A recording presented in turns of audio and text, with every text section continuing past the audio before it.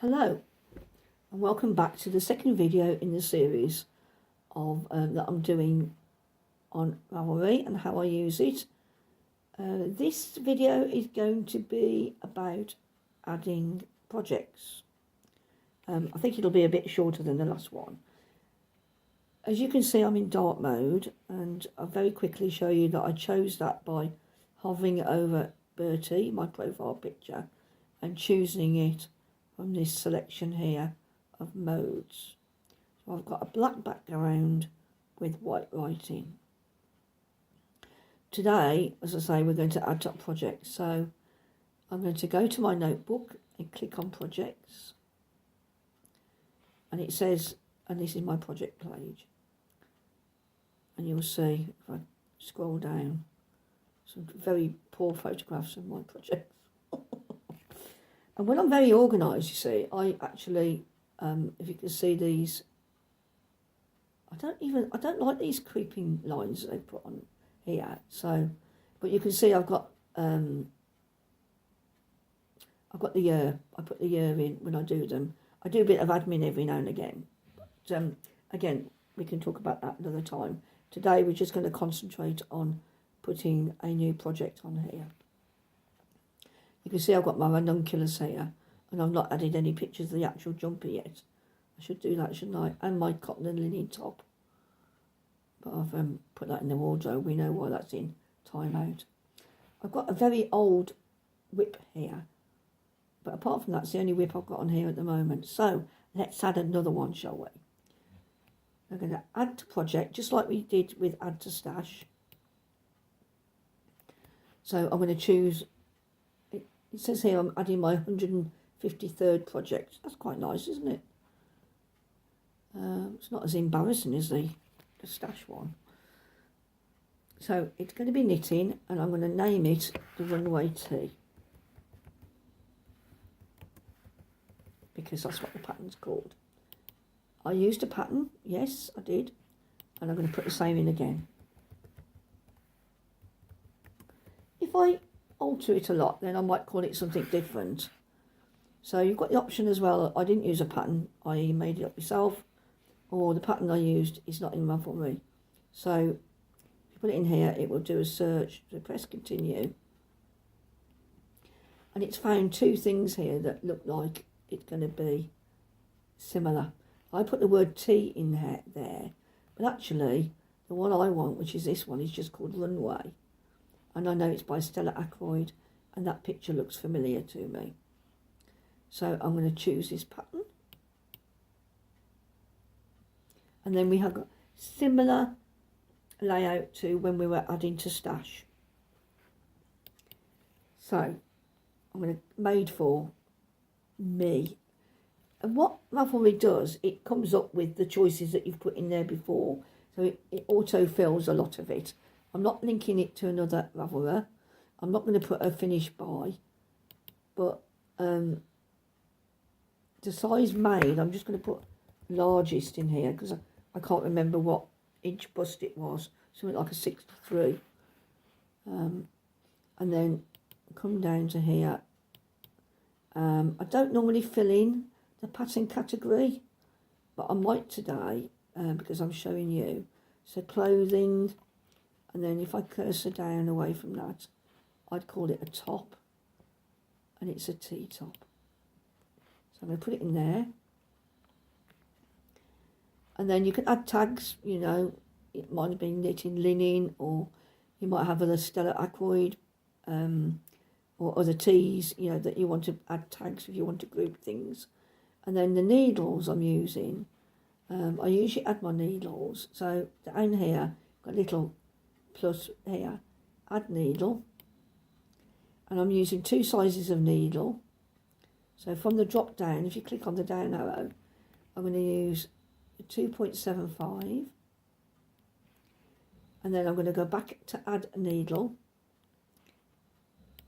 And I'm going to use 3mm. So those are the two needles I'm using. The 275 is for the ribbing at the bottom and around the cuffs and the neck. I never fill in gauge, but you can if you want to. And I think that's useful if you're doing something that's on a different gauge or a different needle size to the pattern. And it certainly should be something I could think about putting in the future. But also, I don't think I've got gauge. Linen's jumping all over the place. Although this is knitting linen. Okay, so the next thing to do is to add yarn. So I'm going to add the yarn. No, I'm not. I made a mistake then. And if you wanted to, you can add all the details to your yarn there. I'm not. I'm going to add stash yarn. So instead of pressing add yarn, I'm going to correct myself by pressing use stash yarn. I've already put it on. And this is why I put things on stash, so that I can then import them into my projects. So this is going to bring me up 5 pages of stash. And this, I think, is a weak part of Ravelry, because you've got to know which page you're on or the name that you've put it in under. So you can scroll. It's not one great big scroll bar, although admittedly, if you've got a lot of stash, it would be quite a long scroll. But I'm going to put in here linen and then press the search box and icon. And it's going to bring me up all the linens that I've got. And you know that includes those ones from Namolio that I was knitting the cotton and linen top with the other day. But the 3 I'm interested in, that I'm using on my runway tee are, first of all, are all from Midwinter Yarns. They're all Lithuanian linen. And you can see I've got a few of those. So the first one I'm going to add in is bronze green. And then I go back to stash yarn. I'll put linen in again. You can't add more than one. I think it would be nice if you could have tick boxes here, and then you could add more than one, especially if you're doing something like a fade, where you know that you're going to add at least 3 or 4. And when I was doing my city limits and I had loads of devils, then, you know, I could have definitely done with tick boxes then. Midwinter Yarns, Lithuanian O'Donnell, that's the next one I'm going to add. And then the third and last one, linen. Let's put linen in again. It narrows the choice down enough for me to, if I put the word wool in, for instance, I was trying to, you know, so I might end up with too many choices. And the last one I want to add is putty. So I've got here bronze green, and it says I've got 450 yards of it per skein, and I've got 2 skeins. I'm going to leave that blank until I've finished my top, and then I'm going to put in there what my totals were, because I've got 2 of the green, 1 of the O'Donnell, and 2 of the putty. So rather than fill them in now, then make it look like I've used whole of all 5 skeins for my top, which I don't think I will. Then I'm going to put the totals in. I'll come back and do that at a future date. Now, if you wanted to put some project notes in here, you can do. And you can certainly put anything, if you've made any changes, etc., etc. So I'm going to put, using 3 colours, because the pattern says it's got 2 of descending height stripes. That sounds a bit, you know, posh for me, but I know what it means, and I'll probably alter this in the future anyway. I go up the top. So that's all I'm going to say at the moment. I'm going to save changes there. Spelling mistake there. No, that's fine. So it's left all that there, and now I'm going to go and add in progress. I'm going to fill in this little bit here.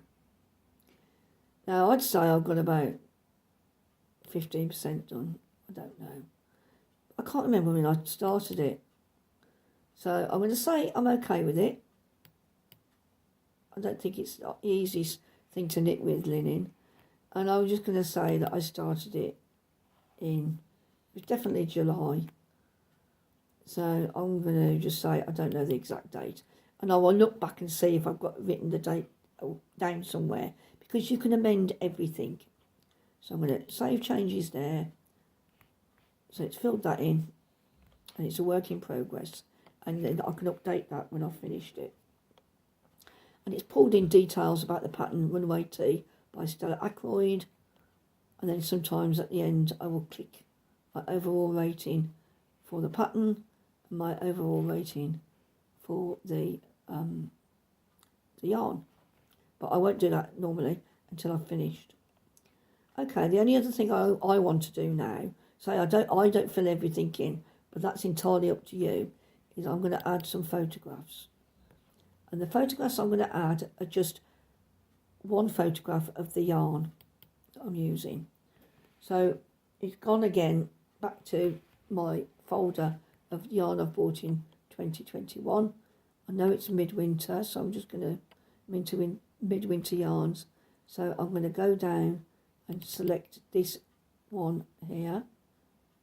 It's telling me what it's called because there's only one of them, and it's going to bring it in, and there's a picture of both yarns together. But I need the O'Donnell as well, don't I? So I need to go and search for that now.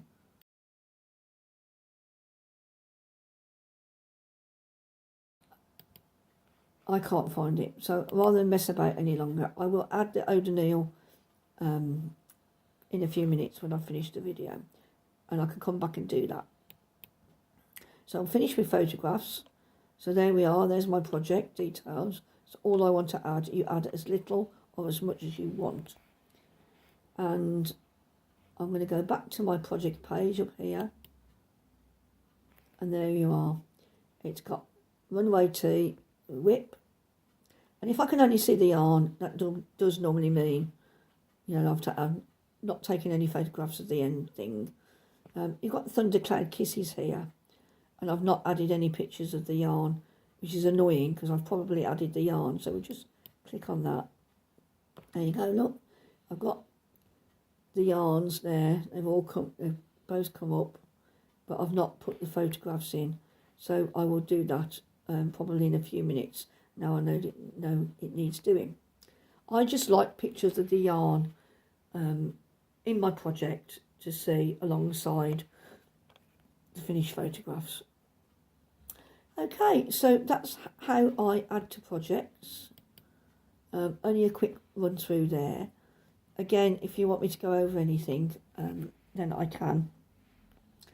But this is a shorter video. I deliberately want it to be a shorter video because I don't want you falling asleep. But I hope this is okay. I hope it's helped you perhaps. And then next time we'll talk about searching. Okay, and I'll do that on another day, probably in a week or two's time. Thank you very much for joining me, and I will see you very soon on the podcast. Ta-ra for now. Bye.